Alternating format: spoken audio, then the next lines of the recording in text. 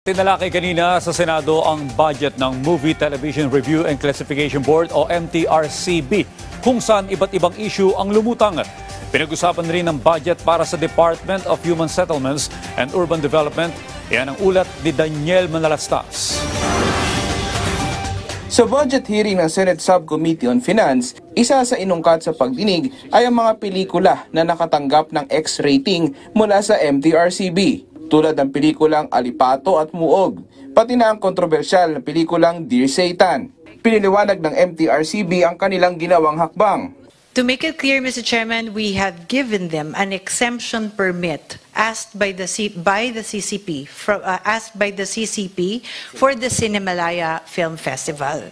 In the judgment of the board, the film tends to undermine the faith and confidence of the people in their government or duly constituted authorities. Nag-apply na raw ng second review ang Alipato at Muog. Pero kung tatanungin si Soto hinggil sa Dear Satan movie, I am offended as a Christian. Ano yung demonic?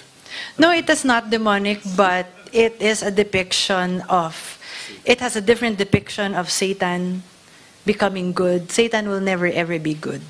The idea was a little girl was writing to Santa Claus, but she misspelled Santa for Satan.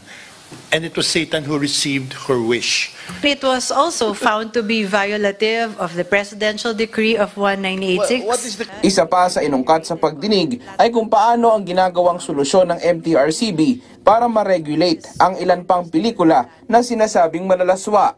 Yung mga pelikula na X-rated, supposedly X-rated, lalo na sa Viva Max. I haven't watched any movie of Viva Max, but according to those who are always watching this, medyo may pagkalaswan. Truthfully, it is impossible to regulate all these online curated content platforms. What we were thinking and what we were proposing may be to appropriate mechanisms for content control is in a way that we want to ensure that there would be a cooperation with the online streaming apps, with the online curated content providers by using safeguards.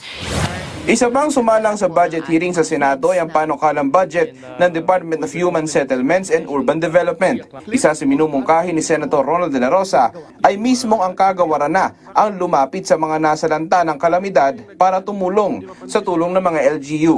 I'm not criticizing how you disburse your money, how you use your money, kung sa akin lang, paano makarating doon. Siguro kuan lang, connect doon sa mga nasalanta para makatulong tayo. Yung aming mga regional directors po, kami na po nag-reach out dito sa mga local government units na naapektuhan, katulad po nitong Karina na nagdaan po. Sinulatan na ho namin sila na meron po kaming IDSAP na program, yung Integrated Disaster Shelter Assistance Program, pwede nyo pong i-avail. Daniel Manalastas para sa Pambansang TV sa Bagong Pilipinas.